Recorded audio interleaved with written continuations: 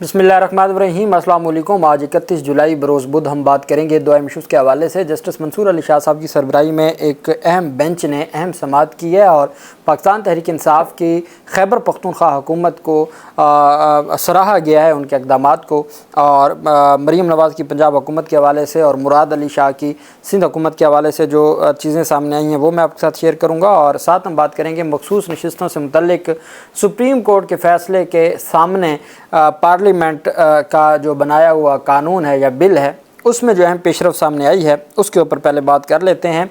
आप जानते हैं कि सुप्रीम कोर्ट ऑफ पाकिस्तान ने 12 जुलाई को पाकिस्तान तहरीक इंसाफ की मखसूस नशिस्तों से मुतल्लिक एक बड़ा फ़ैसला दिया था और पाकिस्तान तहरीक इंसाफ को मखसूस नशिस्तें देने का हुक्म दिया था। वहाँ आज कल जो बिल था जिसको पार्लिमानी कमेटी को भिजवाया गया था, पार्लिमानी कमेटी ने उस बिल को मंजूर कर लिया है। कौमी असम्बली की ये पार्लिमानी कमेटी है जिसने इस बिल को मंजूर किया है। इलेक्शन एक्ट 2017 में तरमीम का बिल, जिसे इलेक्शन सेकंड अमेंडमेंट एक्ट 2024 का नाम दिया गया और इसमें पहली तरमीम सेक्शन 66 में और दूसरी तरमीम सेक्शन 104 में है। पहली तरमीम के मुताबिक किसी सियासी जमात की जानिब से वाबस्तगी का इकरारनामा तब्दील नहीं किया जा सकता, जबकि दूसरी तरमीम में कहा गया कि जिस पार्टी ने मखसूस नशिस्तों की फहरिस्त ना दी हो उससे मखसूस नशिस्तें नहीं दी जा सकती। दोनों सुन्नी इत्तेहाद कौंसिल का दरवाज़ा बंद करने के लिए भी और PTI का दरवाज़ा बंद करने के लिए कि पाकिस्तान तहरीक इंसाफ ने चूँकि उनके उम्मीदवारों ने या उनके मेंबरान ने पहले आज़ाद उम्मीदवार के तौर पर सुन्नी इत्तेहाद कौंसिल का डिक्लेरेशन जमा करवाया था, तो जब वो एक दफ़ा डिक्लेरेशन जमा करवा चुके तो वो अपना डिक्लेरेशन तब्दील नहीं कर सकते। सेक्शन 66 इलेक्शन एक्ट में ये तरमीम की है और सेक्शन 104 में मज़ीद वजाहत कर दी है कि चूँकि सुन्नी इत्तेहाद कौंसिल ने नशिस्त लिस्ट जमा नहीं करवाई थी, इस वजह से वो नाअहल है और वो जो सीटें हैं वो बकिया सियासी जमातों को उनके हिसाब से उनके जो तनासब है उसके मुताबिक दी जाएंगी। कौमी असम्बली की कायमा कमेटी बराए पार्लिमानी अमूर का इजलास हुआ जिसमें इलेक्शन एक्ट 2017 में तरमीम से मुतल्लिक अमूर पर गौर किया गया।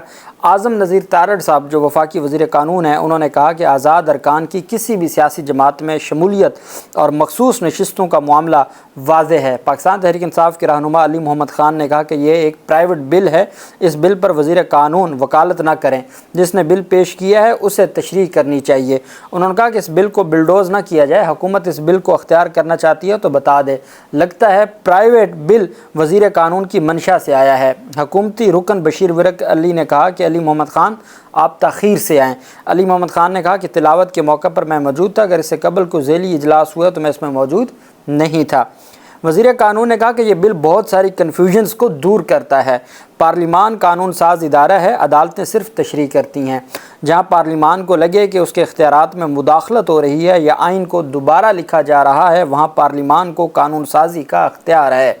आइन कानून बनाना पार्लियामेंट का अख्तियार है। उन्होंने कहा कि कानून साजी अदालत का नहीं पार्लिमान का अख्तियार है।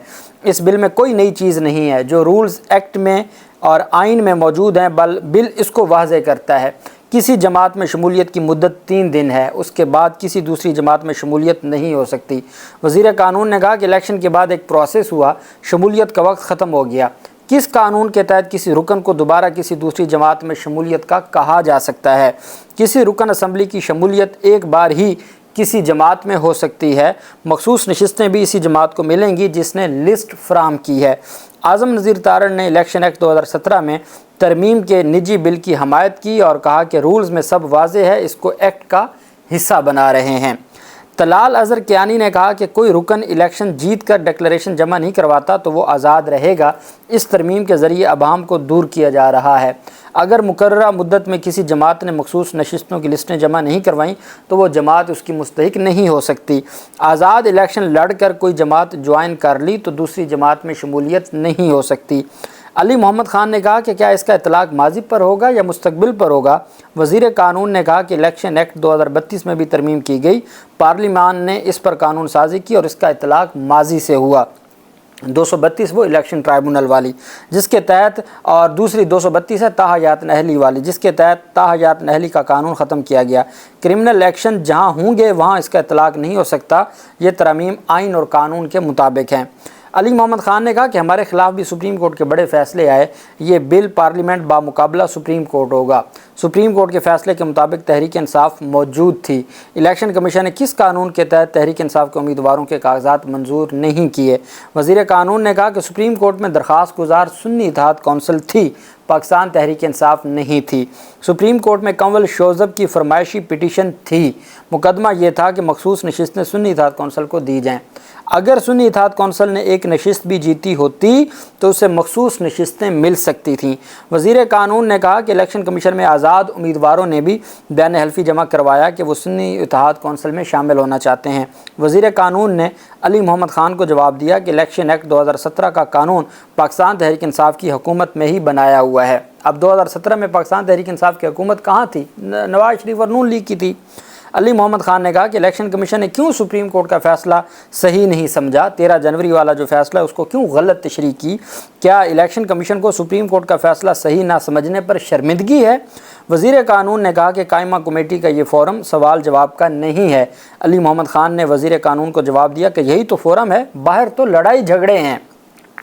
وزیر قانون نے کہا کہ قانون یہ نہیں کہتا کہ میٹھا میٹھا کھا لیں اور کڑوا کڑوا تھوک دیں۔ علی محمد خان نے وزیر قانون کو جواب دیا کہ کیا قانون یہ بھی کہتا ہے کہ ایک دن سیاسی جماعت پر آرٹیکل 6 کی بات کریں اور اگلے روز آپ اس سے مذاکرات کی بھیک مانگیں؟ صاحبزادہ صبغت اللہ نے کہا کہ یہ فیصلہ الیکشن کمیشن کا تھا یا کسی اور کا کہ تحریک انصاف کو بلے کا نشان نہ دیا جائے۔ اس وقت جو صورتحال ہے اس کا ذمہ دار کون ہے؟ انہوں نے الیکشن ایکٹ میں ترمیم کے بل کی مخالفت کی۔ خرم شہزاد ورق نے کہا کہ الیکشن ایکٹ میں ترمیم کا بل پاکستانیوں اور اداروں کے حق میں نہیں، اس بل کو ایوان میں لانا ہی نہیں چاہیے تھا۔ مخصوص نشستوں کی تقسیم پر بحث ہوتی تو بہتر تھا، لیکن دوسری جماعتوں کو نہیں دینی چاہیے تھیں۔ شاہدہ اختر نے کہا کہ الیکشن کمیشن اس وقت سینڈوچ بنا ہوا ہے، اس طرح کی قانون سازی سے پارلیمان کمزور ہوگا اور میرا ضمیر ملامت کرتا رہے گا۔ اس بل کی منظوری کے ذریعے کسی ایک پارٹی کا فائدہ نہ دیکھا جائے۔ حکومت جب چاہتی ہے جلد بازی میں قانون سازی کرتی ہے۔ علی محمد خان نے کہا کہ کمیٹی ممبران اس بل کی آڑ میں حکومت کی نیت پر شک کر رہے ہیں۔ علی محمد خان نے بلال اظہر کیانی سے سوال کیا کہ آپ کو یہ خیال سپریم کورٹ کے فیصلے کے بعد آیا یا پہلے سے آپ یہ سوچ رہے تھے؟ قائمہ کمیٹی میں علی محمد خان اور سیکرٹری الیکشن کمیشن میں نوک جھوک ہوئی۔ علی محمد خان نے سیکرٹری الیکشن کمیشن سے سوال کیا کہ اس پر آپ کی کیا رائے ہے؟ سیکرٹری الیکشن کمیشن نے کہا ہماری کوئی رائے نہیں ہے۔ علی محمد خان نے کہا کہ اگر الیکشن کمیشن کے حکام اتنے ہی نازک مزاج ہیں تو انہیں قائمہ کمیٹی میں نہ بلایا جائے۔ علی محمد خان نے سیکرٹری الیکشن کمیشن کو جواب دیا کہ آپ یہاں سوالوں کے جوابات کی تیاری کر کے آیا کریں۔ علی محمد خان نے سیکرٹری الیکشن کمیشن سے سوال کیا کہ اگر الیکشن کمیشن کے اعتراضات درست ہیں تو کیسے 39 ٹھیک ہیں اور 41 غلط ہیں؟ وزیر قانون نے کہا کہ میں سیکرٹری الیکشن کمیشن کے بیان سے کوئی ہیڈ لائن نہیں چاہتا۔ علی محمد خان کا کہنا تھا کہ ہمارے لوگوں کو اٹھایا گیا، دباؤ ڈالا گیا، پارٹی حلف نامہ جمع نہ کروائیں۔ وزیر قانون نے کہا آپ یہ پنڈورا باکس نہ کھولیں، یہ سب ہمارے ساتھ بھی ہوا تھا۔ علی محمد خان نے وزیر قانون کو جواب دیا کہ آپ کے ساتھ بھی غلط ہوا اور ہمارے ساتھ بھی۔ الیکشن کمیشن کو اپنا کام کرنا چاہیے۔ کس قانون کے تحت بیلٹ پیپر سے بلے کا نشان ہٹایا گیا؟ الیکشن کمیشن نے سپریم کورٹ کے فیصلے کے بعد ہمیں کیسے تسلیم کر لیا؟ الیکشن ایکٹ ترمیمی بل قائمہ کمیٹی سے منظور کر لیا گیا۔ بل کی حمایت میں 8 اور مخالفت میں 4 ووٹ ہے۔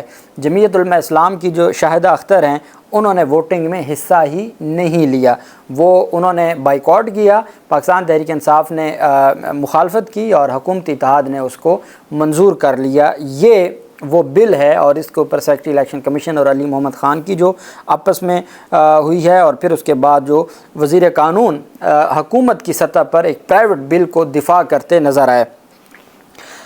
دوسری جانب اور میں آپ کو ایک بات بتا دوں کہ اگر منصور علی شاہ صاحب اور اطہر من اللہ صاحب نے اس وقت عمر عطا بندیال کے فیصلوں کا مذاق ہوتے نہ دیکھتے رہتے اور عمر عطا بندیال کے فیصلوں کو سپریم کورٹ کا فیصلہ مان کے پنجاب اور کے پی کے میں جو 90 دن میں انتخابات کروانے تھے اس کے اوپر سٹینڈ لیا جاتا تو آج یہ دن نہ دیکھنا پڑتے۔ اس وقت عمر عطا بندیال کے ساتھ بھی یہی ہوتا تھا کہ قانون سازی آ جاتی تھی اور اس کو حکومت مانتی نہیں تھی۔ آج منصور علی شاہ صاحب بینچ کے ساتھ بھی یہی ہو رہا ہے۔ لیکن ایک بات یاد رکھیے گا کہ یہ عمر عطا بندیال نہیں ہیں، یہ منصور علی شاہ ہیں۔ 8 رکنی بینچ ہے اور ایسا سرپرائز دے گا کہ ان کو یاد رہے گا۔ اور اب سپریم کورٹ آف پاکستان ان تمام معاملات کے اوپر تمام چیزیں سپریم کورٹ کے نالج میں اور سپریم کورٹ دیکھ رہی ہے۔ آپ دیکھتے جائیں آگے ہوتا کیا۔ اور میں نے آپ کو کہا تھا کہ جیسے جیسے ایسے کام کریں گے اتنا پاکستان تحریک انصاف کو فائدہ ہے۔ دوسری طرف ایک اہم سماعت ہوئی ماحولیاتی تبدیلی سے متعلق مختلف حکومتوں کی کارکردگی پر جسٹس منصور علی شاہ صاحب کی سربراہی میں اہم سماعت ہوئی۔ جسٹس منصور علی شاہ صاحب نے ریمارکس دیے کہ موسمیاتی تبدیلی کے حوالے سے اٹھائے گئے حکومتی اقدامات سے عدالت مطمئن نہیں ہے۔